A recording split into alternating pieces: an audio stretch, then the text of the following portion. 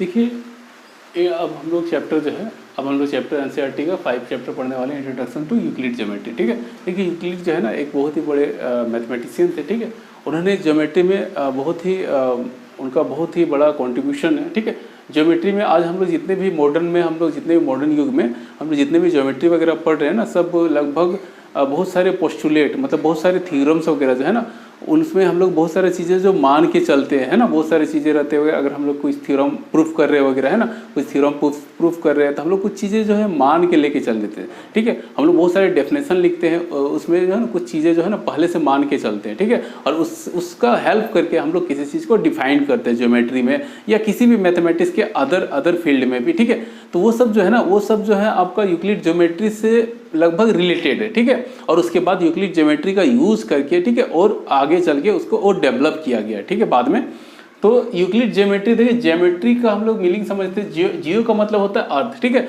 अब मेट्री का मतलब होता है मेजर। ठीक है, जियो का मतलब होता है अर्थ और मेट्री का मतलब मेजर का मतलब मापना होता है। ठीक है, जियोमेट्री का मतलब होता है ना कि अर्थ का मेजरमेंट करना। यहाँ पे जो है ना यूक्लिड साहब जो है वो बहुत सारा जो है ना डेफिनेशन, एक्जाम्स एंड पोस्टुलेट दिए थे। ठीक है, और उससे रिलेटेड आपका प्रोपोजिशन और थ्योरम दिया। ठीक है, तो हम लोग ये सब चीज़ समझेंगे यहाँ पे कि बेसिकली हम लोग ये जो चैप्टर पढ़ रहे हैं ना उसमें हम लोग समझेंगे कि डेफिनेशन क्या होता है, एग्जाम्स क्या होता है, पोस्टुलेट क्या होता है और प्रोपोजिशन या थ्योरम क्या होता है। ठीक है, तो देखिए डेफिनेशन क्या होता है। जनरली डेफिनेशन का मतलब होता है ना किसी चीज़ को हम लोग डिफाइन करते हैं ना, किसी चीज़ को हम लोग जनरली तरीका से डिफाइन करना है ना किसी चीज़ को। जैसे कि अगर हम लोग एक पॉइंट को डिफाइन करेंगे, a point is that which has no part, that means they don't have any breadthless है ना, एंड आपका उसका कोई भी डायमेंशन होगी है ना।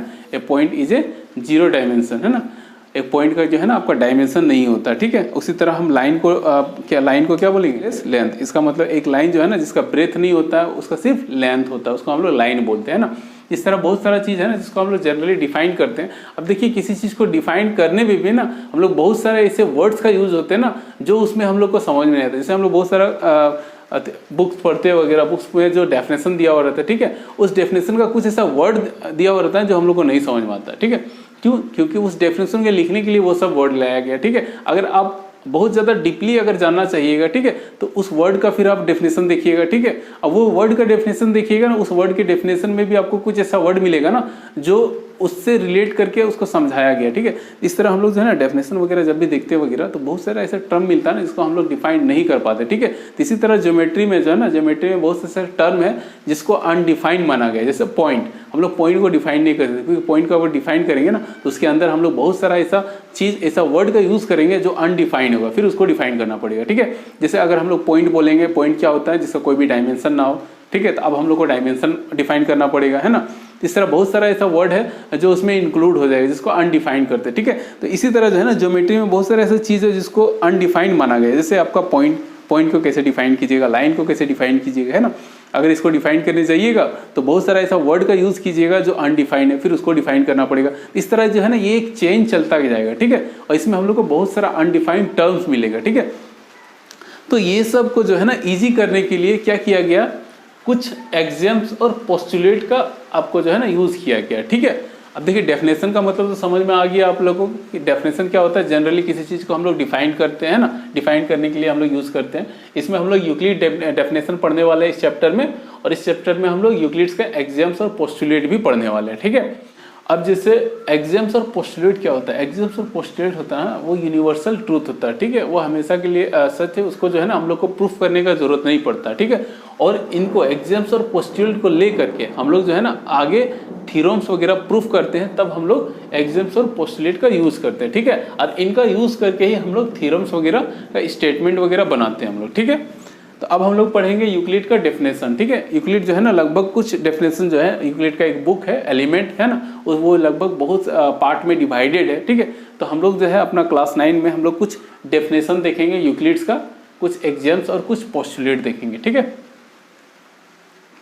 और जनरली जो है ना आपका एग्जाम जो है वो हर जगह यूज़ होता है। ठीक है, हर जगह यूज़ होता है, लेकिन पोस्टुलेट जो है ना वो आपका सिर्फ ज्योमेट्री में ही ज़्यादातर यूज़ होता है इसका। ठीक है, और एग्जाम्स का आपका ज्योमेट्री और अदर फील्ड में भी इसका यूज़ होता है। ठीक है, ये सब चीज़ें जो होता है ना, एग्जाम्स और पोस्टुलेट जो होते हैं ना, वो लगभग आपका यूनिवर्सल ट्रूथ होता है। ये सब चीज़ों को हम लोग को प्रूफ करने का जरूरत नहीं पड़ता। ठीक है, जैसे लेंथ हो गया, ब्रेथ हो गया, ये सब क्या, ये सब को हम लोग ये सब का जो डेफिनेशन है इस सब को हम लोग एग्जाम्स मान लेंगे, ठीक है। क्योंकि बहुत सारे ऐसा चीज़ है ना जिसको हम लोग डिफाइन नहीं कर सकते। हाँ, फिजिकली उसका मॉडल दिखा सकते हैं हम लोग, ठीक है। अब जैसे सॉलिड बोलेंगे, कोई सॉलिड फिगर है, अब उसको डिफाइन करने जाइएगा तो उसमें बहुत सारा ऐसा टर्म आप उसमें इन्वॉल्व कर दीजिएगा जो पहले से अनडिफाइंड है, उसको आप डिफाइन नहीं किया, उसके बाद जो है ना उसका यूज़ कर दीजिएगा आप पहले, ठीक है। इसीलिए कुछ ऐसा चीज़ है ना जो जिन चीज़ों को हम लोग डिफाइन नहीं कर सकते उस सबको हम लोग यूनिवर्सल ट्रूथ मान लेते हैं, और वही सब चीज़ों को ना हम लोग बोलते हैं एग्जाम्स एंड पोस्टुलेट, ठीक है।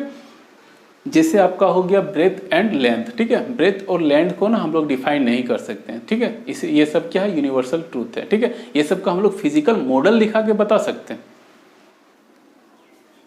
देखिए जैसे ये कुछ जो है ना सब यूक्लिड डेफिनेशन, ये कुछ डेफिनेशन है, ठीक है। जो आपका एलिमेंट बुक जो है एलिमेंट में है, कुछ पॉइंट्स जो है ना कुछ पॉइंट्स का जो है वो डेफिनेशन डिफाइन किया गया था कि a point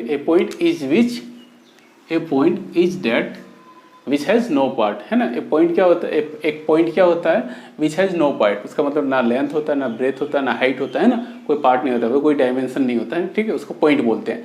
A line is breathless length, ठीक है। Breathless, A line is breathless length, ठीक है। इसका मतलब एक लाइन जो है ना उसमें कोई भी ब्रेथ नहीं होता है ना, ब्रेथ नहीं होता, सिर्फ लेंथ होता है।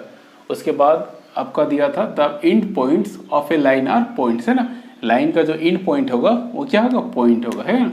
लाइन का जो एंड पॉइंट होगा वो क्या होगा, पॉइंट होगा, है ना। उसके बाद straight line is a line which lies evenly with the points on itself. एक स्ट्रेट लाइन जो होगा ना वो सारा जितना भी पॉइंट्स होगा उसके अंदर वो क्या करेगा, एक लाई करेगा इवनली, मतलब एक साथ लाई करेगा एक ही लाइन में, है ना। उसके बाद आपका surface is that which has length and breadth only. एक सरफेस क्या होता है जिसका सिर्फ लेंथ और ब्रेथ होता है ना। उसके बाद the edges of a surface are line, है ना। एक सरफेस जो होता है ना, एक सरफेस होगा उसका जो किनारा होगा, एड्ज जो किनारा होगा वो क्या होगा, एक लाइन होगा, ठीक है। उसके बाद से पूरा the plane surface is a surface which lies evenly with the straight lines on itself, ठीक है। इसका मतलब एक प्लेन सरफेस जो होगा ना, एक प्लेन सरफेस होगा वो इटसेल्फ मतलब जो जितना भी वो जो है ना वो लाइन से बना हुआ रहेगा। एक प्लेन सरफेस जो है ना वो स्ट्रेट लाइन वगैरह है ना ये सबसे बना हुआ रहता है, ठीक है। तो ये कुछ डेफिनेशन वगैरह दिया। इसके बाद हम लोग जो है ना कुछ यूक्लिड पोस्ट एग्जाम्स को देखेंगे, ठीक है।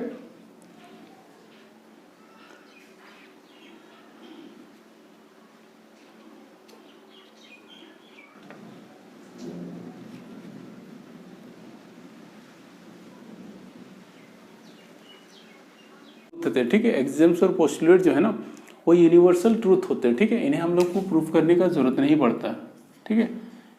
ये जो एग्जाम्स होते हैं और पोस्टुलेट्स जो होते हैं, ठीक है, ये यूनिवर्सल ट्रूथ होते हैं, इनको हमको प्रूफ करने का जरूरत नहीं पड़ता, ठीक है। ये जैसे रहते हैं हम लोग को उसी तरह इनका यूज़ करके, ठीक है, इनका यूज़ करके हम किसी दूसरे चीज़ को प्रूफ करते हैं, ठीक है। ये सब यूनिवर्सल ट्रूथ है, ये सब फिक्स है। ये सब जितने भी दिए हुए यूक्लिड एग्जाम्स ना इनको हमको प्रूफ करने का जरूरत नहीं पड़ता, ठीक है। इनका यूज़ करके हमको कोई दूसरा थ्योरम वगैरह ये सब जो है ना, थ्योरी वगैरह ये सब कुछ है वगैरह, दूसरे कुछ प्रूफ करने में इनका हम लोग को यूज़ करना पड़ता है, ठीक है। और इन ये सब जितने दिए हुए हैं, ठीक है, ये सब को हम लोग जैसे जैसे दिया हुआ है उसी तरह हम लोग ये सब को मान लेते हैं, ठीक है। जैसे दिया हुआ ये सब हम लोग जो है ना इनको उसी तरह मान लेते हैं, ठीक है। इनको प्रूफ करने का जरूरत नहीं पड़ता, ठीक है। तो हम लोग जो है इनको सिर्फ समझ लेते हैं। यूक्लिड का दिया हुआ है कुछ एग्जाम्स ये सब है, ठीक है। यूक्लिड जो है और भी बहुत सारा एग्जाम दिया हुआ था, ठीक है। यूक्लिड का और भी बहुत सारा एग्जाम दिया हुआ है। उनका बुक जो है एक एलिमेंट है, उसमें और भी बहुत सारा दिया हुआ है, ठीक है। लेकिन हम लोग जो है एनसीईआरटी बुक में जो है वो सिर्फ 7 दिया हुआ है, ठीक है। तो हम लोग जो है ना कुछ एग्जाम्स को समझेंगे, ठीक है, उसका मतलब क्या होता है। जैसे आपका फर्स्ट एग्जाम्स में क्या बोल रहा है, आपका things which are equal to same things are equal to another, ठीक है। इसका मतलब है ना कुछ चीज़ जो है ना वो अगर किसी चीज़ के अगर इक्वल रहेगा, ठीक है, तो वो क्या होगा, आपस में भी इक्वल होगा, ठीक है। जैसे इसको हम लोग समझते हैं, जैसे मान लीजिए ए और बी है, ठीक है। ए और बी दो चीज़ है, ठीक है, दो थिंग्स है, ठीक है, which are equal to same thing, ठीक है। थिंग्स ए और बी थिंग्स हैं, ठीक है, 2 थिंग्स है, ठीक है, which are equal to same things. अगर ये दोनों किसी सेम थिंग्स के इक्वल रहेगा ना तो ये जो है ना इक्वल टू वन अनदर, ठीक है। इसका मतलब ये जो दोनों है ना वो आपस में भी इक्वल होगा, ठीक है। सेम थिंग सपोज करते हैं ये जो ए है ना वो एक्स के इक्वल है और बी जो है ना वो एक्स के इक्वल है। तो इसका मतलब क्या हो जाएगा, ए इक्वल टू बी होगा। तो फर्स्ट एग्जाम्स जो है ना हम लोग का यही बोल रहा है कि things which are equal to same things, ठीक है। इसका मतलब ऐसा चीज है ना, थिंग्स मतलब ऐसा चीज, ठीक है, जो कि इक्वल है सेम थिंग्स के, ठीक है।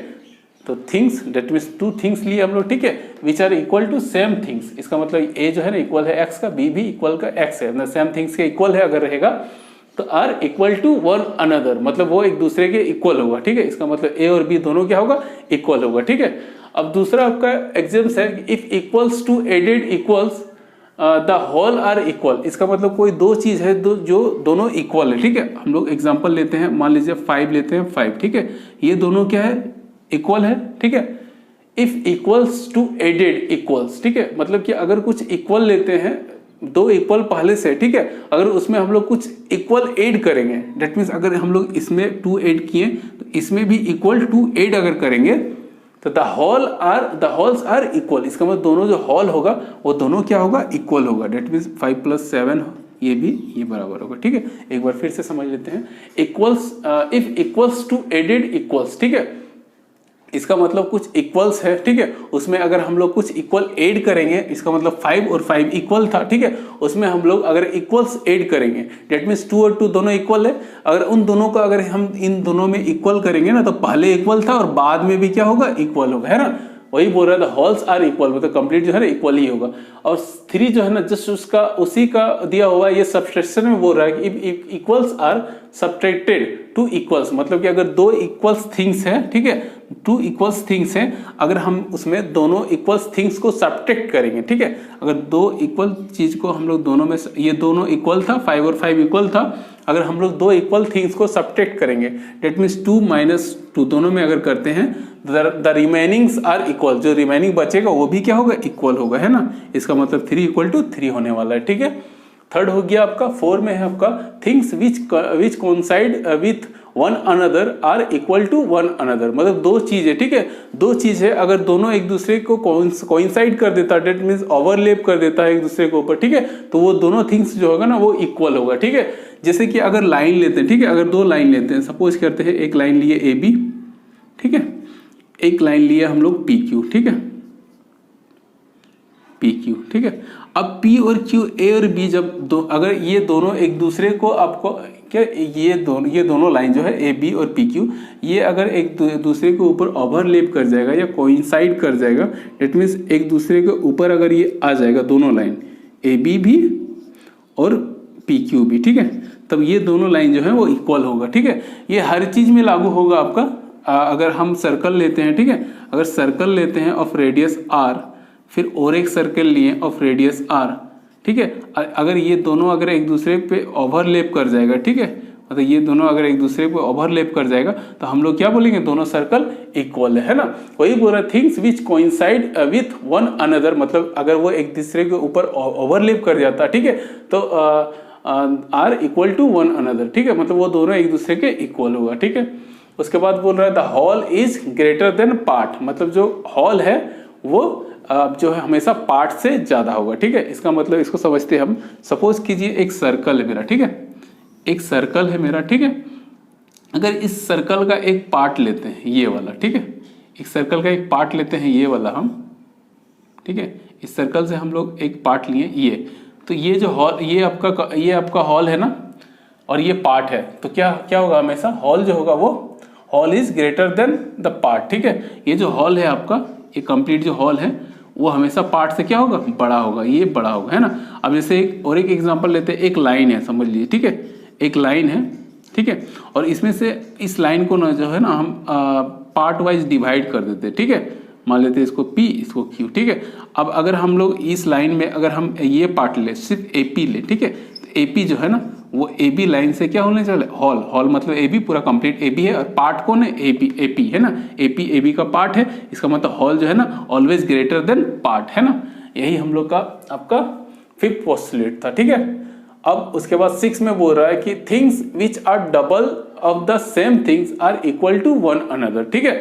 थिंग्स, कोई भी थिंग्स आप लेते हैं, ठीक है, 2 थिंग्स लेते हैं हम लोग, सपोज करते हैं A और B, ठीक है, अगर वो किसी थिंग्स के डबल के बराबर है, ठीक है, वो डबल के अगर दोनों बराबर है, ठीक है, किसी इक्वल थिंग्स के डबल के बराबर है, डेट मीन्स ये 2x के अगर बराबर है और b भी अगर 2x के बराबर है, तो बोल रहा है कि a इक्वल टू b होगा, ठीक है। फिर से एक बार समझ लेते हैं, यहाँ पे 6 पोस्टुलेट्स बोल रहा है things which are double of the same things, ठीक है, कि things which are double of same things. इसका मतलब ये डबल हो गया x, मतलब x और x ही लेना आपका, ठीक है, इसी का डबल लेना है, ठीक है। और ये थिंग्स, दो थिंग्स है a और b, ठीक है, ये दोनों जो है वो सेम थिंग्स के डबल के अगर बराबर रहेगा तो दोनों थिंग्स क्या होगा, इक्वल होगा टू वन अनदर, ठीक है, मतलब a b भी आपस में बराबर होगा अगर वो किसी सेम थिंग्स के डबल के बराबर होगा, ठीक है।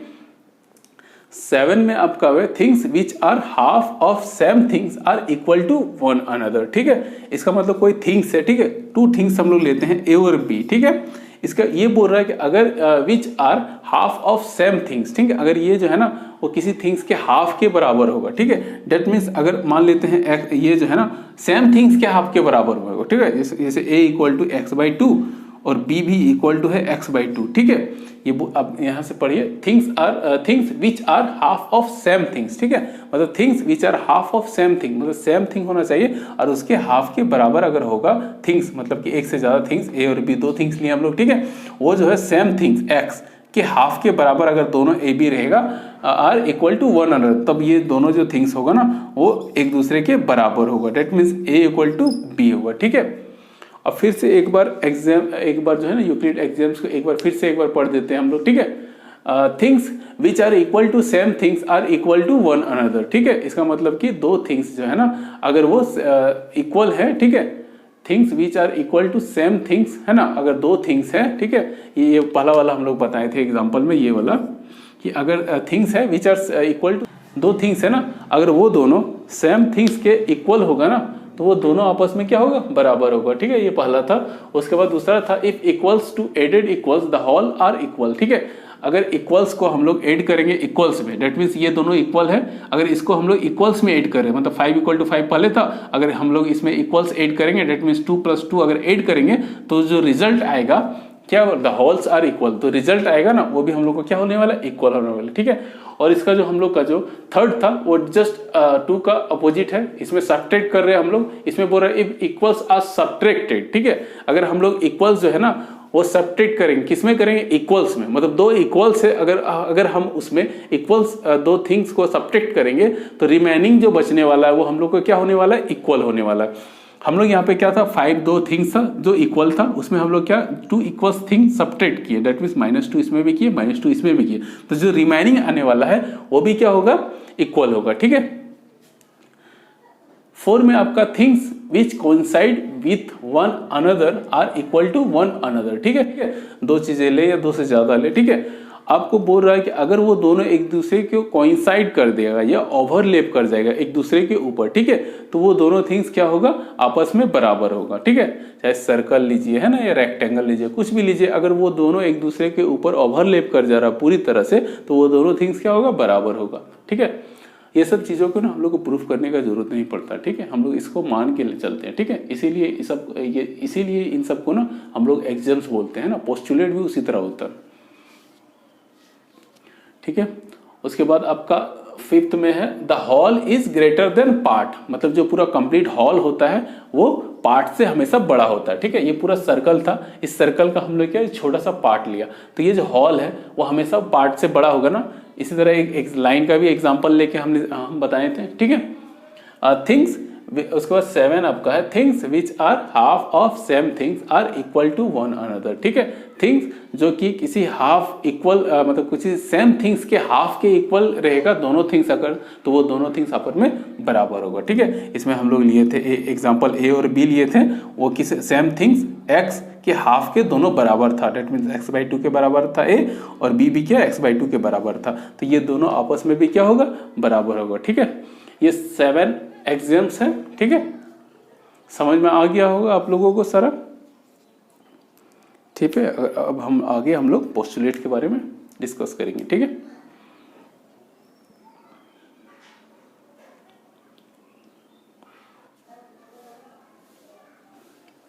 अब देखिए यूक्लिड पोस्टुलेट, ठीक है, पोस्टुलेट भी क्या होता है ना, पोस्टुलेट जो होता है ना वो ज़्यादातर जो है आपका यूज़ होता है ज्योमेट्री में, ठीक है, ज्योमेट्री में इसका ज़्यादातर यूज़ होता है। और ये भी जो है ना वो यूनिवर्सल ट्रूथ होता है जिसको हम लोग प्रूफ करने का ज़रूरत नहीं पड़ता, ठीक है। तो यूक्लिड जो है ना वो कुछ पोस्टुलेट है, ये एनसीईआरटी में आपका 5 सिर्फ दिया हुआ, ठीक है। तो इन 5 पोस्टुलेट्स को हम लोग समझते हैं, ठीक है। मे बी फर्स्ट आपका है ए straight line may be drawn from any one point to any other point, ठीक है। एक स्ट्रेट लाइन जो है ना हम लोग एक पॉइंट से किसी भी पॉइंट पे ड्रॉ कर सकते हैं, ठीक है। ये तो बहुत ही सिंपल है, ठीक है। एक स्ट्रेट लाइन हम लोग ड्रॉ करना है तो ठीक है, मान लीजिए एक पॉइंट ए है, ठीक है। तो a point to any other point है ना, can be draw a straight line, ठीक है। ये बी, यहाँ से हम लोग इस तरह भी पॉइंट ड्रॉ कर सकते हैं ना, इस तरह भी पॉइंट ड्रॉ कर सकते हैं। मतलब एक पॉइंट से जो है ना हम लोग one point two another point एक स्ट्रेट लाइन ड्रॉ कर सकते हैं, ठीक है। एक स्ट्रेट लाइन के लिए हम लोग कितना चाहिए, 2 पॉइंट ही चाहिए, ठीक है। तो हम लोग को एक पॉइंट से अनदर पॉइंट दोनों को मिला देंगे तो हम लोग क्या बन जाएगा, स्ट्रेट लाइन बोल रहे हैं, ठीक है। यही फर्स्ट पोस्टुलेट में ना यही बोल रहा है, ए straight line may be drawn through any one point to any another point, ठीक है। इसका मतलब एक स्ट्रेट लाइन ड्रॉ किया जा सकता है एक पॉइंट से दूसरे पॉइंट तक, ठीक है। उसके बाद आपका सेकेंड है, ठीक है, एक terminated line can be produced infinitely, ठीक है। एक terminated line that means line sequence, ठीक है। एक टर्मिनेटेड लाइन, इसका टर्मिनेटेड का मतलब है ना जिसका एंड पॉइंट हो, ठीक है। ये ए हो गया आपका एंड पॉइंट, ये बी हो गया, ठीक है। ये एक लाइन है, ठीक है, टर्मिनेटेड लाइन है, ठीक है। अब बोल रहा है कि इसको जो है ना हम लोग प्रोड्यूस कर सकते हैं इनफाइनाइटली, इसका मतलब नॉन लिमिट, ठीक है। जिसका लिमिट नहीं हो सकता, ठीक है, उसको बोलते हैं इनफाइनाइटली, ठीक है। तो इनफाइनाइटली हम लोग इसको प्रोड्यूस कर सकते हैं, राइट साइड भी और लेफ्ट साइड भी प्रोड्यूस करते जा सकते हैं, है ना। मतलब इसको बढ़ा सकते हैं हम लोग, है ना। तो दूसरा क्या था हम लोग का, दूसरा a terminated line can be produce infinitely, है ना। इसका मतलब एक कोई टर्मिनेटेड लाइन है, जिसका टर्मिनेटेड लाइन का मतलब क्या होगा, जिसका एंड पॉइंट हो, ठीक है। ए और बी एंड पॉइंट है, ठीक है। वो बोल रहा है कि उसको हम लोग प्रोड्यूस कर सकते हैं इनफाइनाइटली, मतलब बढ़ा सकते हैं हम लोग, है ना। लेफ्ट साइड राइट साइड दोनों तरफ हम लोग बढ़ा सकते हैं, कहाँ तक, नो लिमिट, जिसका कोई लिमिट ना, हम लोग है ना जितना चाहे उतना बढ़ा सकते हैं, ठीक है। उसके बाद थर्ड में बोल रहा है कि a circle can be drawn with any centre and radius, ठीक है। एक सर्कल जो है ना हम लोग ड्रॉ कर सकते हैं ना, उसका कुछ भी आप सेंटर ले लीजिए और कुछ भी रेडियस ले लीजिए, ठीक है। तो हम लोग सर्कल ड्रॉ कर सकते हैं ना, एक सर्कल हम लोग ड्रॉ कर सकते हैं ना, कुछ भी आप रेडियस ले लीजिए, है ना। सर्कल तो ड्रॉ हो गई, मान लेते हैं हम लोग इसको रेडियस आर मान लेते हैं, ठीक है। अब इसको पॉइंट मान लेते हैं, इसको सेंटर मान लेते हैं, ठीक है। इसको सेंटर मानते हुए हम लोग ले लेते हैं, मान लीजिए R1 ले लेते हैं रेडियस। तो इससे भी हम लोग क्या एक सर्कल ड्रॉ कर सकते हैं ना। तो ये सब जो है ना इसको प्रूफ करने का जरूरत नहीं है, ये सब सिर्फ आप सिर्फ समझ लीजिए, ठीक है। जितने भी पोस्टुलेट दिए हुए, ठीक है, इनका यूज करके ना हम लोग अदर थिंग्स को प्रूफ करने में ये सब का यूज करते हैं हम लोग, ठीक है। उसके बाद आपका 4 में बोल रहा है all right angles are equal to one another. इसका मतलब जितना भी राइट एंगल है ना वो सब एक दूसरे के बराबर होगा, ठीक है। इस चीज को समझते हैं हम लोग, ऑल राइट एंगल्स, ठीक है। इसका मतलब कोई भी किसी भी आप एंगल किसी भी तरह बनाइए, ठीक है, अगर वो राइट एंगल है तो एक दूसरे के बराबर होगा, ठीक है। इसका मतलब मान लीजिए आप एंगल इस तरह बना रहे हैं, ये राइट एंगल, तो ये भी क्या होगा, ये इसके बराबर होगा, है ना। ये भी राइट एंगल है, ये भी राइट एंगल है ना, आपका ये भी राइट एंगल है।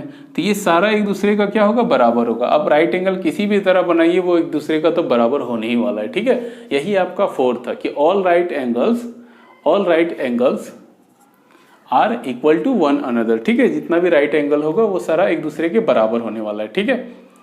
अब 5th में बोल रहा है, 5th बहुत ही इंपॉर्टेंट है आपका, ठीक है। इसको अच्छे से समझिए। If A straight line falling on 2 straight lines, ठीक है, बोल रहा है कि एक स्ट्रेट लाइन अगर फॉल करेगा 2 स्ट्रेट लाइन में, हम लोग 2 स्ट्रेट लाइन लेते हैं, ठीक है। हम लोग 2 स्ट्रेट लाइन लेते हैं सपोज, ठीक है, 2 स्ट्रेट लाइन लिए, ठीक है। उसके बोल रहे ए straight line falling on 2 straight line, मतलब एक स्ट्रेट लाइन जो है ना वो इस पे गिर रहा है, ठीक है, फॉल कर रहा है, ठीक है, 2 स्ट्रेट लाइन पे। बोल रहा है कि उसके बाद बोला कि makes the interior angle on the same side of it taken together less than 2 right angle, ठीक है। बोल रहा है कि अगर एक साइड का जो है ना, अगर एक साइड का जो है इंटीरियर एंगल जो है अगर 2 राइट एंगल से लेस होगा then the straight line if produce infinitely. अगर ये दोनों जो स्ट्रेट लाइन है अगर दोनों को हम लोग इनफाइनाइटली प्रोड्यूस करेंगे दोनों तरफ, तो meet on that side on which the sum of angle is less than 2 right angle, ठीक है। इसका मतलब ये बोल रहा है ना कि ये मिलेगा उधर उस साइड मिलेगा जिधर आपका सम ऑफ एंगल जो होगा ना, और सम ऑफ इंटीरियर एंगल जो होगा ना वो टू राइट एंगल का मतलब कितना 180 डिग्री है ना। वन राइट एंगल का मतलब कितना होता है 90 डिग्री है ना, और टू राइट एंगल का मतलब हम लोगों को कितना हो जाएगा 180 डिग्री। ठीक है, तो बोल रहा है कि उस साइड में ये दोनों लाइन मिलेगा जिधर आपका 180 डिग्री से कम होगा। ठीक है, इस बात को और अच्छा से समझते हैं हम लोग एक बार। ठीक है, फिर से ये बहुत इंपॉर्टेंट है आपका, पांचों में सबसे ज्यादा यही इंपॉर्टेंट है आपका फिफ्थ पोस्टुलेट। ठीक है, तो फिर से समझिए। ठीक है, दो स्ट्रेट लाइन है। ठीक है, दो स्ट्रेट लाइन लिए हम। ठीक है, दो स्ट्रेट लाइन ले लिए, उसमें बोल रहा है कि एक स्ट्रेट लाइन लेना है जो इसको आपको कट कर रहा है। ठीक है, इस पे फॉलिंग या कट कर रहा है इसके ऊपर से। ठीक है, अब बोल रहा है कि ये दोनों स्ट्रेट लाइन को ना अगर हम लोग इन्फाइनाइटली प्रोड्यूस करेंगे दोनों तरफ। ठीक है, इसको बढ़ाते जाएंगे इधर आगे। ठीक है, ये आपका बढ़ेगा इधर। ठीक है, इस तरह बढ़ेगा जाके यहाँ इंटरसेक्ट किया मान लो, और ये इधर चला गया और ये आपका इधर चला गया। ठीक है, ये बोल रहा है कि ये उसी तरफ मिलेगा ना, अगर लाइन को हम लोग प्रोड्यूस करेंगे इनफाइनाइटली। ठीक है, तो ये उसी साइड मिलेगा जिधर का सम आपका इंटीरियर सम जो होगा ना वो आपका less than two right angle. जैसे मान सपोज करते हैं इसका ये एंगल ए है, ये एंगल बी है, तो दोनों का सम जो है ना वो क्या होने वाला है, ए प्लस बी जो है ना वो हमेशा आपका कम, जिधर कम होगा 180 से उधर ही मिलेगा ये दोनों लाइन। ठीक है, इसका मतलब समझे आप लोग। और इधर क्या होगा, ये जो एंगल आपका बन रहा है, सपोज कि ये सी बन रहा है, ये डी बन रहा है, और सी प्लस डी यहाँ पे क्या होगा, सी प्लस डी यहाँ पे 180 से ज़्यादा होगा ना, तो 180 से अगर ज़्यादा होगा तो ये एक दूसरे का नहीं मिलेगा कभी। ठीक है, तो ये नहीं बोला आपको।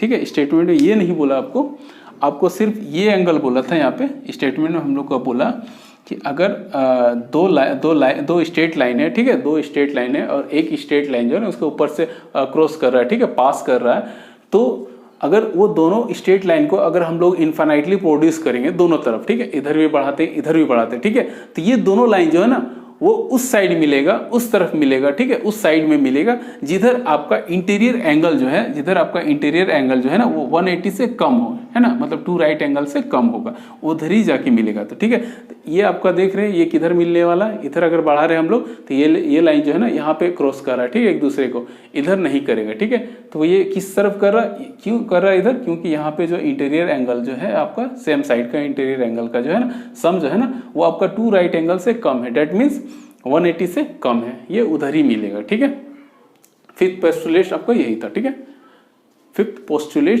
आपका यही था। ठीक है,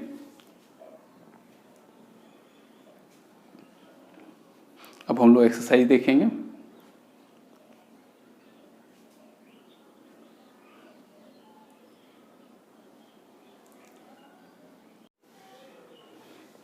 देखिए अब एक्सरसाइज एनसीईआरटी एक्सरसाइज 5.1। ठीक है, यहाँ पे आपका क्वेश्चन 1 में 1 का आपका दिया हुआ है। ठीक है, आपको ट्रू या फॉल्स में बताना है। ठीक है, क्वेश्चन नंबर 1 में दिया हुआ है कि which of the following statement are true and which are false, है ना, give reason for your answer. ठीक है, आपको ट्रू या फॉल्स में ये बताना है, उसके बाद आपको रीजन भी बताना, रीजन के साथ बताना है। ठीक है, कि ट्रू क्यों है, फॉल्स क्यों है। ठीक है, तो क्वेश्चन नंबर 1 में आपको बोल रहा है कि only one line can pass through a point, single point. ठीक है, क्या एक सिंगल पॉइंट से सिर्फ एक लाइन पास हो सकता है क्या, नहीं, क्योंकि एक पॉइंट से कितना लाइन पास हो सकता है, बहुत सारा, है ना। एक पॉइंट से कितना लाइन पास हो सकता है, इनफाइनाइटली, है ना, बहुत सारा लाइन पास हो सकता है। ठीक है, तो ये दिया हुआ है, ये क्या, इसका आंसर क्या होगा, फॉल्स, है ना, फॉल्स, है ना। क्यों, इन ए सिंगल पॉइंट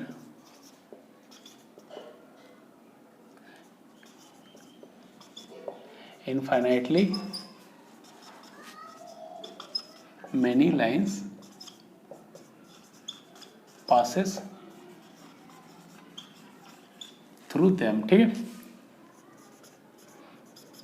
बहुत सारा जो है ना उससे पास कर सकता है ना, in a single point infinitely many lines passes through them, है ना, उससे बहुत सारा लाइन हम लोग का पास हो सकता है। ठीक है, उसके बाद दूसरा में आपको बोल रहा है there are an infinite number of lines which pass through two distinct points. अगर आपको पूछ रहा है कि दो डिस्टिंक्ट पॉइंट है, ठीक है, टू डिस्टिंक्ट पॉइंट में क्या इनफाइनाइट नंबर ऑफ लाइन पास कर सकता है, दूसरा भी आपका क्या होगा, फॉल्स होगा। ठीक है, क्यों, क्योंकि दो पॉइंट्स में हम लोग इसको समझिए, दो पॉइंट्स में ना फर्स्ट का आपका क्या था, सिंगल पॉइंट है ना, तो एक सिंगल पॉइंट में हम लोग, एक सिंगल पॉइंट है ठीक है, तो उसमें हम लोग कितना लाइन पास कर सकते हैं, बहुत सारा ना, बहुत सारा लाइन पास कर सकते हैं ना, इनफाइनाइटली है ना।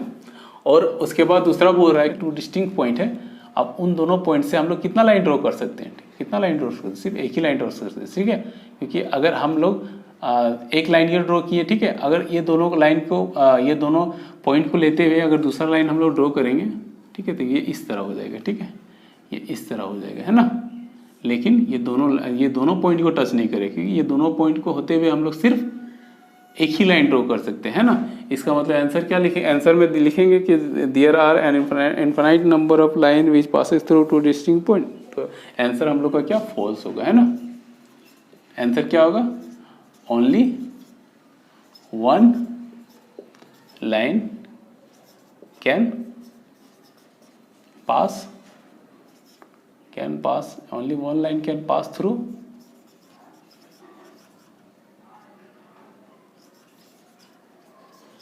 two distinct points ठीक है, टू डिस्टिंक्ट पॉइंट से सिर्फ एक ही लाइन हम लोग का पास कर सकता है ठीक है।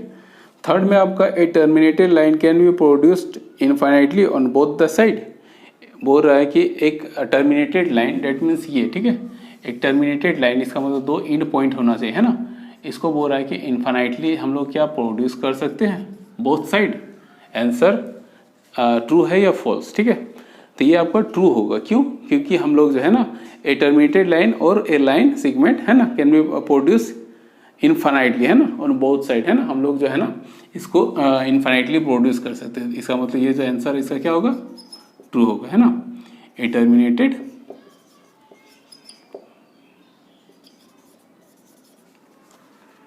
लाइन कैन बी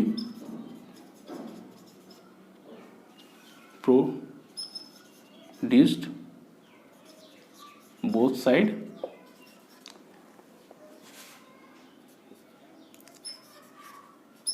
इनफाइनाइटली ठीक है, इनफाइनाइटली हम लोग प्रोड्यूस कर सकते हैं दोनों तरफ ठीक है, इनफाइनाइटली बोल सकते हैं या इनडेफिनेटली भी बोल सकते हैं ठीक है।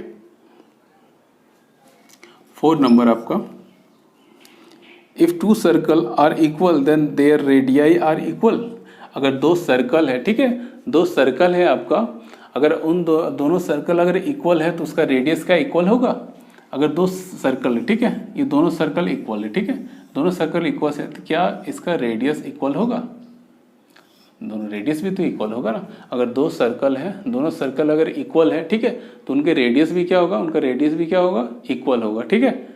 इसका मतलब इसका यस, ये जो आपको जो आंसर दिया हुआ है वो क्या होगा, ट्रू है ना, ट्रू होने वाला है ठीक है। If to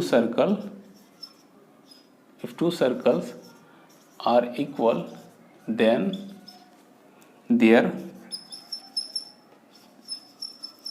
radii are also equal by the relation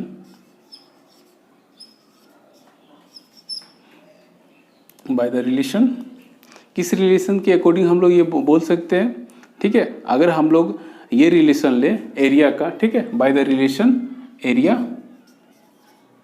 pi r square ठीक है, इसका मतलब अगर दो सर्कल आपका इक्वल है ठीक है, तो उसका एरिया भी इक्वल होगा ठीक है, उसका एरिया इक्वल होगा तो हम लोग एरिया इक्वल टू क्या जानते हैं, पाई आर स्क्वायर होता है ठीक है। इस फॉर्मूला से भी हम लोग दिखा सकते हैं कि दोनों सर्कल का जो रेडियस है वो इक्वल होगा ठीक है। अब आगे बढ़ते हैं हम लोग